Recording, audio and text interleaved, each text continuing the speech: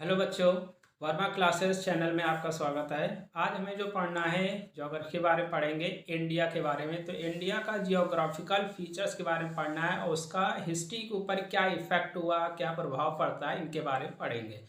तो यहाँ पर एक बहुत इंपॉर्टेंट टॉपिक भी है, प्रीलिम्स के लिए बहुत इंपॉर्टेंट है और जितने कॉम्पिटेटिव एग्जाम्स हैं उनके लिए भी बहुत इंपॉर्टेंट है। तो यहाँ पर हम हिस्ट्री के बारे में पढ़ेंगे कि हिस्ट्री को किस तरह से हम फाइंड कर सकते हैं। किसी के कंट्री कोई है, कोई प्लेसेस है, तो उसकी हिस्ट्री कैसे फाइंड किया जाता है। तो यहाँ पर दो तरीके होते हैं, दो आइज होते हैं, देखने के दो तरीके होते हैं। एक तो क्रोनोलॉजिकल, क्रोनोलॉजिकल मतलब हो गया काल क्रम के अनुसार, मतलब अकॉर्डिंग टू टाइम, टाइम के अनुसार जो जो आया। एक तो उनके अनुसार जान सकते हैं कि ये पर्सन के बाद दूसरा पर्सन, तीसरा पर्सन, चौथा, फिर उनके बारे में लिखा हुआ रहता है।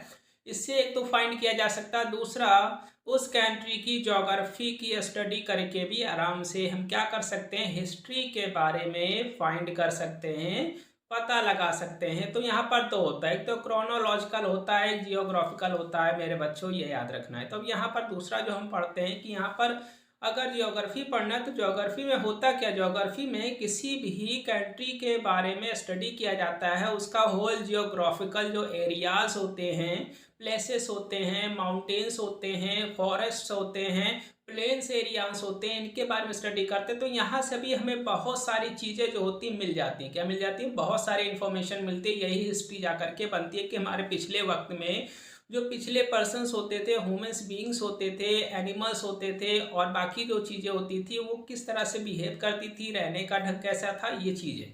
तो यहाँ पर हम यही पढ़ते हैं कि कंट्री की ज्योग्राफी की बात करते हैं तो कंट्री की ज्योग्राफी बहुत अच्छे से हिस्टोरिकल जो इवेंट्स होती हैं, जो घटनाएं होती हैं, वो आराम से पता लगा सकते हैं।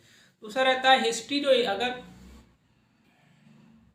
यहाँ इंडिया की हिस्ट्री के बारे में पढ़ना है तो इंडिया की जो हिस्ट्री है भैया, हमें क्या करना पड़ेगा, ज्योग्राफी पढ़ना पड़ेगा। मतलब कंट्री की ज्योग्राफी, कंट्रीज की ज्योग्राफी के बारे में स्टडी करना पड़ेगा। इंडिया की जो ज्योग्राफी है, जो जियोग्राफिकल भौगोलिक एरियाज हैं, उसके बारे में पढ़ना पड़ेगा। तो अगर इंडियन ज्योग्राफिकल के बारे में अगर स्टडी करेंगे तो बहुत अच्छे से हमें हिस्ट्री के बारे में पता लग सकता है। तो आज हम इसके बारे में स्टडी करेंगे। तो हमारा जो आता है पॉइंट क्या है कि यहाँ पर इंडिया का क्या है, कॉन्टिनेंट्स है। इंडिया क्या है, कॉन्टिनेंट में, एशियन कॉन्टिनेंट में है। तो एशियन कॉन्टिनेंट में चलो ठीक है, लेकिन वैसे तो इंडियन सब कॉन्टिनेंट भी है। क्या है, इंडियन मतलब कॉन्टिनेंट, आगे चल करके सब कॉन्टिनेंट हो गया, 7 कॉन्टिनेंट है। तो हमें केवल अपने इंडिया के बारे में समझना है। तो इंडिया जो है, इंडियन सब कॉन्टिनेंट में 3 प्लेन्स आ जाते हैं। इंडियन सब कॉन्टिनेंट में 3 प्लेसेस आ जाते हैं। एक तो हिमालयन आ जाते हैं, एक इंडो गैंगेनेटिक प्लेन्स आ जाते हैं, एक साउथर्न पेनिनसुला। हिमालय माउंटेन का मतलब हो गया कि हिमालयाज जो एरियाज हैं, जो पर्वत श्रेणियां हैं, उनके बारे में पढ़ेंगे। उसके बाद इंडो गैंगेनेटिक, इंडो का मतलब इंडस रिवर प्लेन्स एरियाज जो है उनके बारे में। दूसरा साउथर्न पेनिनसुला, साउथर्न जो साइड्स है इंडिया की, उसके बारे में स्टडी करते हैं। तो यहाँ पर हमने 3 पढ़ा कि यहाँ पर इंडिया सब कॉन्टिनेंट है। इंडिया कहाँ है, सब कॉन्टिनेंट में है। तो सब कॉन्टिनेंट में है और इंडिया जो सब कॉन्टिनेंट में वो 3 में डिवाइडेड हो गया है, हिमालयन माउंटेन, इंडो गैंगेनेटिक प्लेन और जो दूसरा है हमारा क्या है, साउथर्न पेनिनसुला है मेरे बच्चों, ये याद रखना है। इसके बाद जो हम पढ़ेंगे दूसरा क्या है हमारा, वो चीज़ हमें समझा जाएगा।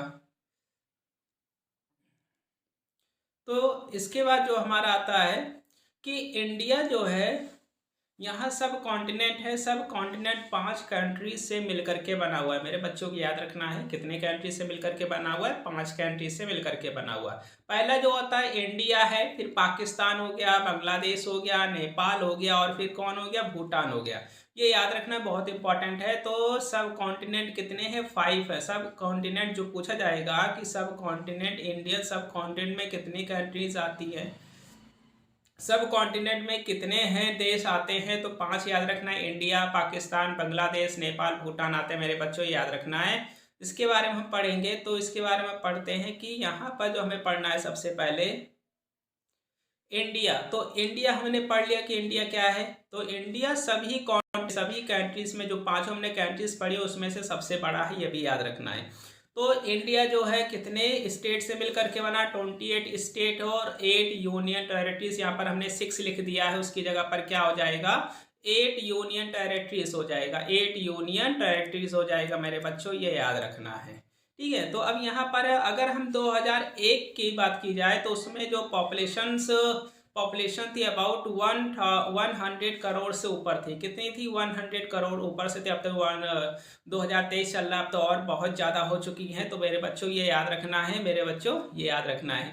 इसके बाद जो हम दूसरा पढ़ेंगे वो हमारा क्या टॉपिक है, उसके बाद पढ़ेंगे कि तीनों के बारे में पढ़ना है। तो हमने पढ़ा था कि इंडियन सब कॉन्टिनेंट 3 पार्ट्स में डिवाइडेड है। हिमालयन माउंटेन हो गया और इंडो गंगनेटिक प्लेन्स हो गया, और दूसरा जो होता है वो साउथर्न पेनिनसुला होता है। तो सबसे पहले हम जो पढ़ेंगे वो हमारा क्या है, हिमालयन माउंटेन। मेरे बच्चों याद रखना है, हिमालयन माउंटेन पढ़ना है।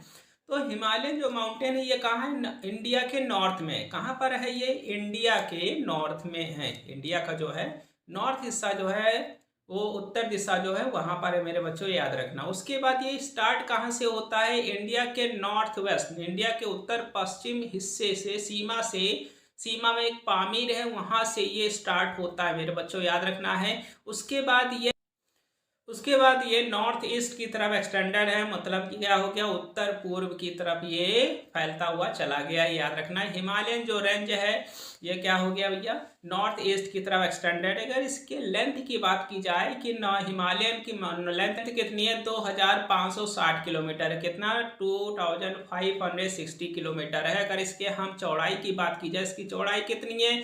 240 से लेकर के 320 किलोमीटर के बीच की है। कितनी एवरेज ब्रीथ है, चौड़ाई है? 240 से लेकर के 320 तक की इसकी लेंथ हो गई। अब यहाँ पर एक पॉइंट आता है कि सबसे हाईएस्ट पीक की बात की जाए तो माउंटेन एवरेस्ट है। कौन सा है? Mountain Everest. और ये कहाँ है? नेपाल पे है, याद रखना है, नेपाल में है, याद रखना है। इसके हाइट की बात की जाए 8849 मीटर है। कितना? 8849 मीटर है, मेरे बच्चों याद रखना है। इसके बाद जो हम पढ़ेंगे हमारा क्या है, दूसरा टॉपिक जो आता है फंक्शन, कि हिमालय जो माउंटेन है ये करता क्या है, इसका फंक्शन क्या है, ये हमारे लिए क्यों इंपॉर्टेंट है। तो ये एक तो ये नेचुरल वॉल की तरह काम करता है, प्राकृतिक दीवार की तरह काम करता है। जैसे दीवार हमारे घरों में रहती है तो हमें प्रोटेक्शन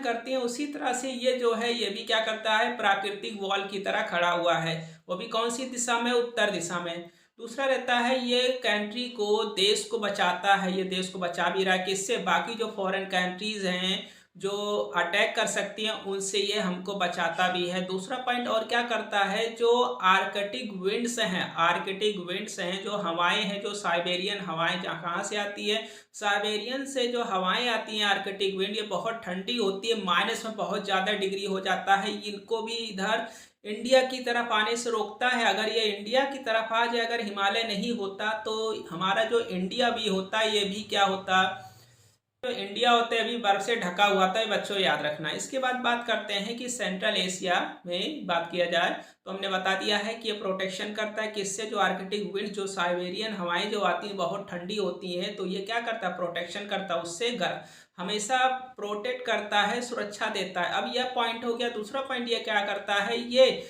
उनको रोक करके जो नॉर्थन इंडिया है उनको हमेशा वार्म रखता है, गर्म रखता है। गर्म रखने का मतलब क्या होगा कि ठंडक कम रहेगी, मेरे बच्चों ये याद रखना है। पूरे वर्ष ऐसे ही रखता है, याद रखना है, ज़्यादा ठंडियाँ होती नहीं, सबको पता। उसके बाद एक पॉइंट है यहाँ पर, इस रीजन में इनहॉस्पिटेबल विंटर में बहुत ज़्यादा जो हिमालयन माउंटेन होते हैं, बहुत ज़्यादा यहाँ पर गर्मी, बहुत ज़्यादा यहाँ पर ठंड पड़ती है, जिसकी वजह से यहाँ पर रहने लायक भी नहीं रह जाता है, मेरे बच्चों याद रखना है। उसके बाद पढ़ेंगे हिमालयन कैसे एक नेचुरल बैरियर की तरह स्टैंडर्ड है, कैसे नेचुरल बैरियर की तरह ये स्टैंडर्ड है। और ये जो आक्रमणकारी है, जो उत्तर दिशा से आने वाले हैं, क्योंकि उत्तर दिशा में यूरोप हो गया, बाकी कंट्रीज हैं, ठीक है, अक्सर वहीं से अटैक हुआ है, तो वहां उधर से आने वालों को रोकता भी है, उनसे हमें प्रोटेक्ट भी करता है। अब यहाँ पर पॉइंट एक दिक्कत है कि यहाँ पर पहुंच तो नहीं सकते, लेकिन यहाँ पर रास्ते भी हैं, मेरे बच्चों ये याद रखना है कि पासेस है, जिसको दर्रा कहते हैं, ठीक है, हिंदी में कहते हैं दर्रा। जैसे कौन नॉर्थ वेस्ट माउंटेन में कौन कौन से दर्रे हैं, खाइबर है, बोलेन है, खुर्रम है, गोमल, ये जो दर्रे हैं ये रास्ते हैं, ठीक है। इन्हीं रास्तों से क्या करते थे लोग, क्या करते थे, माउंटेन एरियाज को पार करते और इंडिया की तरफ आते थे और इंडिया से उधर जाते थे। इस तरह से ट्रेड भी होता था, व्यापार भी होता था यूरोप से, मेरे बच्चों याद रखना। उसके बाद ये क्या करता है, ये सेंट्रल एशिया और इंडिया के बीच में बहुत आसान रूट्स प्रोवाइड भी करता है, जिससे उधर से इधर ला सके और उधर के लोग इधर आ सकते हैं, इधर के लोग उधर जा सकते हैं। इन्हीं पासेस के जरिए जाते थे, वो भी एंशियंट टाइम में मेरे बच्चों याद रखना। पहले रोड्स नहीं होती थी, रेलवेज नहीं होते थे, एरोप्लेन्स नहीं होते थे, तो कैसे इसी से पास करते थे, ये याद रखना है। इसके बाद जो हम दूसरा पढ़ते हैं कि यहाँ पर ये जो पासेस होते हैं ये है क्या, ये पासेस जो है हिंदू कुश में है। कहाँ पर है मेरे बच्चों, हिंदू कुश में है। सुलेमान है, किरथार रेंज है, कहाँ पर है, हिंदू कुश हो गया, सुलेमान हो गया, किरथार रेंज हो गया मेरे बच्चों, ये याद रखना है, बहुत इंपॉर्टेंट चीज है। ठीक है, अब यहाँ पर एक पॉइंट है कि अगर प्रे हिस्टोरिक टाइम, अगर पीछे हिस्टोरिक की बात की जाए तो यहाँ पर कंटिन्यू लगातार ट्रैफिक लगातार चलता रहा, यातायात ट्रांसपोर्ट सिस्टम लगातार इन्हीं पासेस से होता था, इन्हीं पासेस से होता था सेंट्रल एशिया और इंडिया के बीच में, हमेशा याद रखना है। और इतने भी मेनी पर्पस जो आए हैं, चाहे इन्वेडर्स हो गए, चाहे इमाइग्रेंट्स हो गए, आक्रमणकारी हो गए, या फिर वो जो दूसरे देश को छोड़ करके किसी और देश में आकर के बस गए, ये सभी इसी पासेस से आए हैं मेरे बच्चों, याद रखना। उसके बाद जैसे हो गया कौन से प्रत्याहास हो गए, शाक हो गए, कौन कौन से हो गए ऐसे, प्रत्याहास हो गए, शाक हो गया, कुषाण हो गया, उसान हो गया, तुर्क हो गए, तुर्क हो गए, और कौन हो गया, ये इन्हीं पासिस के जरिए इंटर किए मेरे बच्चों, ये याद रखना। इन्हीं पासिस के जरिए क्या किए हैं, ये इंटर किए हैं मेरे बच्चों, ये याद रखना है। अब यहाँ पर एक वैली है स्वेट वैली, स्वेट वैली जो है, स्वेट वैली है, स्वेट वैली जो है बहुत इंपॉर्टेंट वैली है, ये इंपॉर्टेंट रूट्स माना जाता है। अब ऐसा क्यों, क्योंकि इसी के जरिए अलेक्जेंडर थे मैकेडोन के, अलेक्जेंडर जो थे मैकेडोन के, वो इसी रूट्स के जरिए भारत आए थे, इंडिया आए। कौन कौन आया है, जैसे मिशनरीज हो गए, प्रचार करने वाले जो अपने धर्म का प्रचार करते हैं वो आते थे, मर्चेंट्स आते थे, वो इन्हीं रूट्स को यूज करके, इन्हीं पासेस, इन्हीं दर्रे को यूज करके हमेशा आते थे। इसके बाद और पासेस बात की जाए तो ये माउंटेन जो होता है ये क्या करते हैं, माउंटेन एरियाज जो है ये trade as well as culture contract भी प्रोवाइड कराते थे सेंट्रल एशिया और इंडिया के बीच में, मतलब कल्चर इन्फ्लुएंस भी कराते थे, उधर का कल्चर इधर थोड़ा बहुत आता था, इधर का कल्चर उधर बहुत जाता था, एक दूसरे को लोग सीखते थे, ये ऐसा भी कार्य करते थे। उसके बाद अगर हम बात करते हैं नॉर्थ ऑफ कश्मीर, अब यहाँ पर एक पॉइंट है कि कश्मीर के नॉर्थ में क्या है, काराकोरम रेंज है मेरे बच्चों, याद रखना। पूछ लेता है कि कश्मीर के नॉर्थ में कौन सा रेंज है, कौन सा पर्वत श्रृंखला है, तो मेरे बच्चों काराकोरम रेंज है। यहाँ पर एक माउंट है जिसको बोलते हैं गॉडविन माउंट, क्या बोलते हैं, गॉडविन ऑस्टिन बोलते हैं मेरे बच्चों, याद रख लेना। पूछ लेगा सेकेंड हाईएस्ट पीक पूछ लेगा, इंडिया का सेकेंड हाईएस्ट पीक कौन है, तो ये याद रखना है सेकेंड हाईएस्ट पीक जो है गॉडविन ऑस्टिन है मेरे बच्चों, माउंट गॉडविन ऑस्टिन है, ये याद रखना है। इसके बाद अगर हम बात करते हैं तो ये क्या है, यहाँ पर भी बहुत सारे पासेस हैं, यहाँ पर भी क्या है, यहाँ के जो पासेस थोड़े ऊंचे हैं, और जो ठंड जब होती है तो ठंड के समय जो पासेस होते हैं ये क्या होते हैं, पूरी तरह से बर्फ से ढके होते हैं। तो बर्फ तो उस समय ठंडी के समय तो नहीं आ सकते, लेकिन जो इन्वेडर्स होते थे, जो अटैकर्स होते थे, जो आक्रमण करने वाले होते तो उसी समय ज़्यादातर आते थे, क्योंकि उस समय उनको कोई देख नहीं पाता था, ये भी उनको फायदा होता है। जैसे आतंकवादी हो गए, टेररिस्ट हो गए, वो भी क्या करते थे, इन्हीं विंटर के जरिए ही आते, क्योंकि उस समय कोई को उस समय उस एरिया में कोई जल्दी दिखेगा नहीं, कोई जल्दी चेक नहीं करेगा, ये भी। तो दूसरा पॉइंट बात करते हैं यहाँ पर, काराकोरम हाईवे जो है गिलगिट, ये क्या करता है भैया, सेंट्रल एशिया से कनेक्ट करता है, लेकिन यहाँ पर लिटिल कम्युनिकेशन बहुत अच्छा नहीं है, क्योंकि ये माउंटेन एरियाज हैं, पासेस हैं, तो यहाँ पर इतना ज़्यादा कम्युनिकेशन सिस्टम अच्छा नहीं हो सकता, ये याद रखना है। उसके बाद हम अगर बात करेंगे ये वैली जो है, अब यहाँ पर कश्मीर की बात करते हैं, कश्मीर जो है की वैली जो है किससे सराउंडेड है, ऊंचे ऊंचे पहाड़ों से, ऊंचे ऊंचे पहाड़ों से सराउंडेड है, हाई माउंटेन से सराउंडेड है, तभी स्वर्ग बोला जाता है। ठीक है मेरे बच्चों, बहुत खूबसूरत सा भी है। तो फिर भी यहाँ पर भी पहुँचने के लिए पासेस हैं, ठीक है, याद रखना है, रोड नहीं है, क्या पासेस हैं, मतलब दर्रे होते हैं जो कि बनते हैं, वैसे नॉर्मल जो बनते हैं, जो पहाड़ी इलाकों में जो रास्ते होते हैं उन्हें पासेस बोला जाता है, ये याद रखना है। इसके बाद अगर बात करते हैं कश्मीर वैली जो है यूनिक है, किसमें, ट्रेडिशन और कल्चर में। यहाँ जाएंगे बहुत खूबसूरत भी लगता है, यहाँ का ट्रेडिशन जो हो गया, कल्चर हो गया, बहुत बेहतर है, ट्रेडिशन कल्चर भी बहुत अच्छा लगता है यहाँ पर। दूसरा पॉइंट है नेपाल जो कंट्री है हिमालय के फुट पर है, हिमालय के वैली में ही, याद रखना है।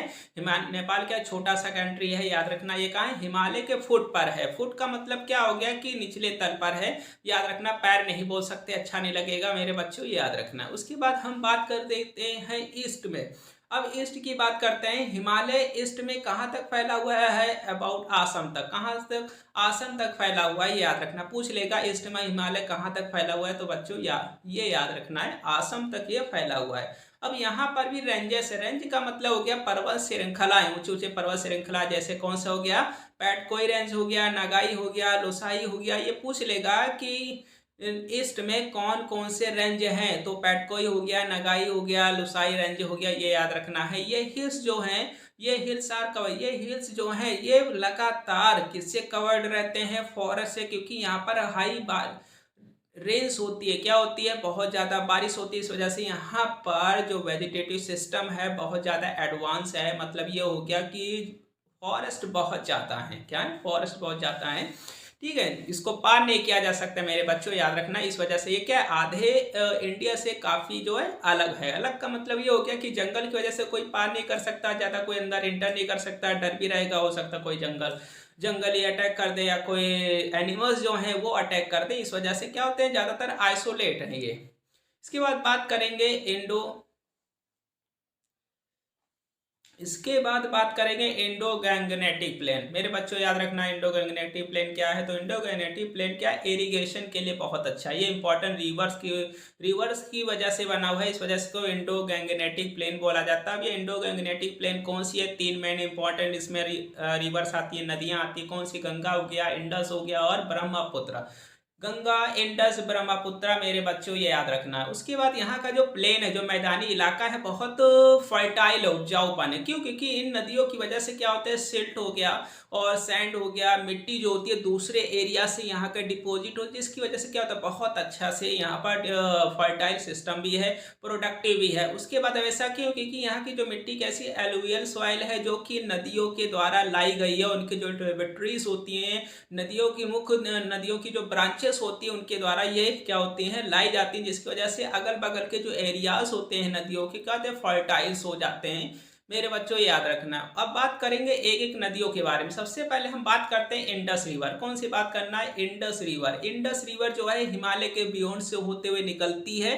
ठीक है, ये याद रखना है। पूछ लेता है इंडस की ट्रिब्यूटरीज कौन है? प्रीलिम से लेकर के जितने कॉम्पिटेटिव एग्जाम से सब में है मेरे बच्चों, याद रखना है। झेलम हो गया, चेनाब हो गया, रवि हो गया, बी सतलज। कौन हो गया? झेलम, चेनाब, रवि, बी सतलज। मेरे बच्चों याद रखना है। उसके बाद बात करते हैं पंजाब प्लेन। पंजाब जो प्लेन है यहाँ पर इंडस रिवर सिस्टम है, मतलब बहुत बेहतर ज़्यादा रिवर सिस्टम है, क्योंकि 5 नदियाँ फ्लो होती हैं, इस वजह से पंजाब बोला गया। पंज का मतलब 5 रिवर्स हैं, तो मेरे बच्चों याद रखना है। तो पूछ लेगा पंजाब में कितनी नदियाँ फ्लो होती हैं? ये भैया एक तो यहाँ पर बेहतर है, इंडस रिवर सिस्टम है। क्या है? इंडस रिवर सिस्टम है। लिटरल मीनिंग की बात की जाए, पंजाब का मतलब हो गया 5, लैंड ऑफ 5 रिवर्स। क्या होता है? लैंड ऑफ 5 रिवर्स होता है, ये याद रखना है। पूछ लेता है प्रीलिम्स में, कॉम्पिटेटिव एग्जाम्स में, मेरे बच्चों याद रखना है। उसके बाद बात करते हैं सिंध। सिंध कहाँ है मेरे बच्चों? ये इंडस वैली के लोअर एरियाज में है। जो सिंध है, इंडस वैली जो है उसके निचले हिस्से में ये फ्लो होती है। इंडस प्लेन को किस नाम, इस इंडस प्लेन क्यों जाना जाता है? क्योंकि ये बहुत क्या करती है? फर्टाइल प्लेन के लिए, क्योंकि ये एक बड़ी नदी है। क्या करती है?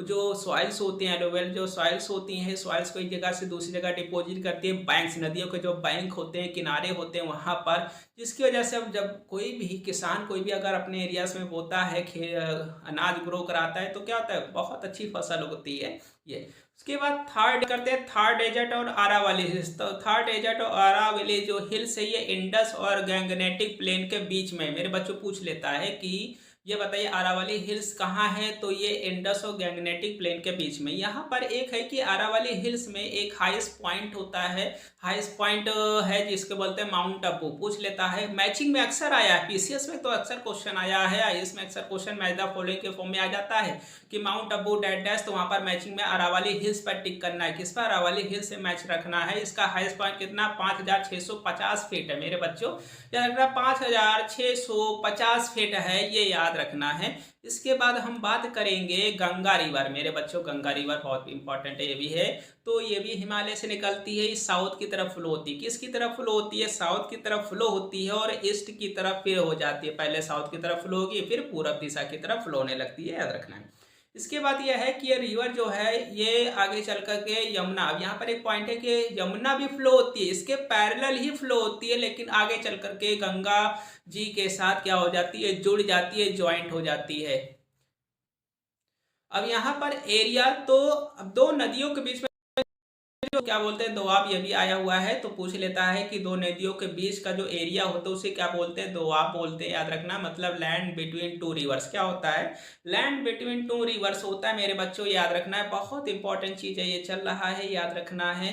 तो यहाँ पर क्या हम जानना चाह रहे हैं कि the land between two rivers, क्या the land between two rivers के बारे में जान रहे हैं कि दो नदियों के बीच में जो जमीन होती है, लैंड जो होती है, उसे क्या बोलते हैं, दोआब बोला जाता है। अब यहाँ पर गंगा की ट्रिब्यूटरीज के बारे में पूछ लेता है, तो गोमती, गंडक, सरयू, घाघरा है, गोमती, गंडक, सरयू, घाघरा है, याद रखना, गोमती है, गंडक है, सरयू है, घाघरा है मेरे बच्चों, ये याद रखना है, ठीक है। अब इसके बाद जो हम दूसरा जो पॉइंट बात करेंगे वो कौन सा है, ब्रह्मपुत्रा रिवर, कौन सी है मेरे बच्चों, ब्रह्मपुत्रा रिवर है। तो ब्रह्मपुत्रा रिवर जो है ये भी हिमालय से निकलती है मेरे बच्चों, याद रखना। अब यहाँ पर जब हम पढ़ेंगे सभी नदियों के बारे में, तब पता चलेगा कौन सा नदी किस हिस्से को निकलती है, तो उसे कहते क्या है ये भी पढ़ेंगे। तो यहाँ पर रिवर ब्रह्मपुत्रा की बात की जाए, ये हिमालय से भी निकलती है, ये तिब्बत को क्रॉस करती है, क्या करती है, तिब्बत को क्रॉस करते करते लगातार कंटिन्यू फ्लो होती है, नॉर्थ ईस्ट इंडिया की तरफ, प्लेन की तरफ ये फ्लो होते होते चली जाती है मेरे बच्चों, ये याद रखना है।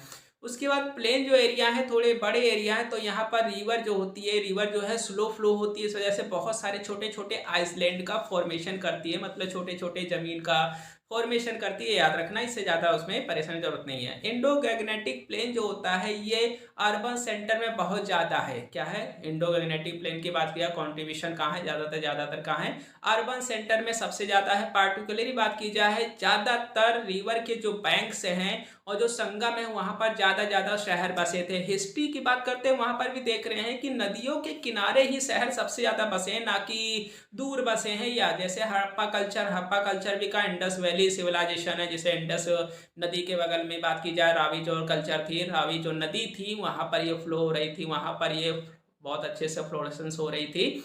वैदिक कल्चर भी यहीं पर वेस्टर्न गैग्नेटिक प्लेन में ही है, वैदिक कल्चर भी कहाँ पर पे, यहीं पर वेस्टर्न घाट में जो नदी थी वहाँ पर ही, गंगा नदी के किनारे ही ये भी यहाँ पर इन्फ्लुएंस है। उसके बाद बात करते हैं कि गैग्नेटिक प्लेन की इंपॉर्टेंट सिटीज कौन सी है, ये पूछ लेता है कि गैग्नेटिक प्लेन्स की गंगा के किनारे जो शहर हैं, मुख्य शहर के नाम बताइए। तो बनारस हो गया, प्रयागराज हो गया, बनारस हो गया, प्रयागराज हो गया, आगरा हो गया, दिल्ली हो गया, पाटलिपुत्र हो गया मेरे बच्चों, ये याद रखना है। इसके बाद जो हम बात करेंगे एंशियंट, अगर टाइम की बात की जाए, एंशियंट टाइम की बात की जाए, तो एंशियंट टाइम में पाटलिपुत्र, एंशियंट टाइम की बात की जाए तो पाटलिपुत्र कई किंगडम का कैपिटल भी रहा है, राज्य भी, राजधानी भी रही है मेरे बच्चों, याद रखना। जैसे मौर्य हो गया, सांग हो गया, गुप्ता हो गया, बाकी जो किंगडम थे इसकी क्या, जो पाटलिपुत्र था, पाटलिपुत्र जो प्लेस था क्या था, कैपिटल भी कई किंगडम का रहा है। ज़्यादातर इंपॉर्टेंट सिटी जो है वेस्टर्न घाट में है, ज़्यादातर पूछा जाएगा मोस्ट इंपॉर्टेंट सिटी कहाँ है, वेस्टर्न घाट में, गैंगनेटिक प्लेन के वेस्टर्न घाट में सबसे ज़्यादा इंपॉर्टेंट सिटीज़ है मेरे बच्चों, ये याद रखना है। इसके बाद बैटल्स भी बहुत हुए हैं इंडियन हिस्ट्री की बात की, जैसे कुरुक्षेत्र हो गया, तराइन हो गया, पानीपत हो गया, ये ज़्यादातर दिल्ली के बगल में ही लड़ाई हुई है सबसे ज़्यादा, क्योंकि बहुत इंपॉर्टेंट एरिया था किसके लिए, एक तो ट्रैफिक के लिए और भी चीज़ों के लिए। ये प्लेन जो था, ये प्लेन बात की जाए तो प्लेन है सोर्स ऑफ, यहाँ पर क्या लिख देना है, बेन लगा देना है मेरे बच्चों, मैंने बैन लगा दिया, BEEN बेन होगा, बिना सोर्स ऑफ। ये क्या है, सोर्स ऑफ टेम्पटेशन अट्रैक्शन, मतलब फॉरेनर जो इन्वेडर्स होते थे, जो आक्रमणकारी होते थे, ज़्यादातर क्या दिल्ली पर अटैक करते थे, क्योंकि यहाँ पर वेल्थ बहुत बढ़िया थी। दूसरा क्योंकि फर्टिलिटी और प्रोडक्टिव वेल्थ बहुत अच्छी थी, क्या थी, प्रोडक्टिव फर्टिलिटी भी यहाँ बहुत अच्छी थी, प्रोडक्टिव हेल्थ भी बहुत अच्छी थी। इसके बाद बात करते हैं रिवर इन इस रीजन में, जो नदियां थी, इस रीजन में जो नदियां थी, एरिया में जो नदियां थी, वो किस तरह से काम करती थी, आर्टरीज सबको पता है, बायो में किसके पास होता है, एनिमल्स के पास होता है, जिसके एरिया ब्लड फ्लो होता है, प्योर ब्लड फ्लो होता है, उसी तरह से ये एरिया किसकी तरह काम करते हैं, arteries of commerce and communication में बहुत बेहतर था।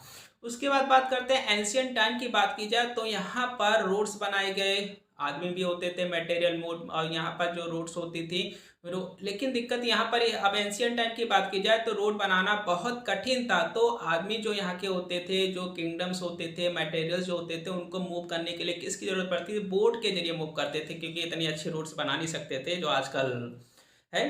तो इम्पोर्टेंस रिवर यहाँ पर कॉम जो कि इसको कम्युनिकेट करती थी। और यहाँ पर जो इम्पोर्टेंट, तो यहाँ पर एक पॉइंट है कि रिवर्स का बहुत इंपॉर्टेंस था, क्योंकि कम्युनिकेशन जो होता था ज़्यादातर नदियों के किनारे ही होता था और नदियों से ही होता था, क्योंकि रूट्स इतनी बेहतर नहीं थी। जैसे ईस्ट इंडिया कंपनी थी, बहुत सबसे ज़्यादा कमाई भी, सबसे ज़्यादा राज भी की,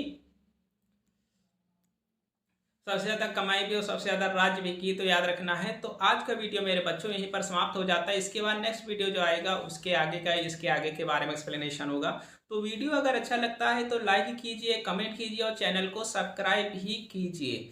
ठीक है। तो अगर कुछ भी पूछना है तो आप कमेंट कर सकते हैं। कोई भी, अगर हिस्ट्री हो गया, ज्योग्राफी हो गया, कुछ भी पूछना, इसमें बायोलॉजी हो गया, तो आप कमेंट करके पूछ सकते हैं। तो आज का वीडियो मेरे बच्चों यहीं पर समाप्त हो जाता है। इसके बाद नेक्स्ट जो वीडियो आएगा इसके आगे के बारे में एक्सप्लेनेशन करेंगे। क्या करेंगे मेरे बच्चों? इसके आगे के बारे में एक्सप्लेनेशन करेंगे। आज का वीडियो यहीं पर समाप्त हो जाता है।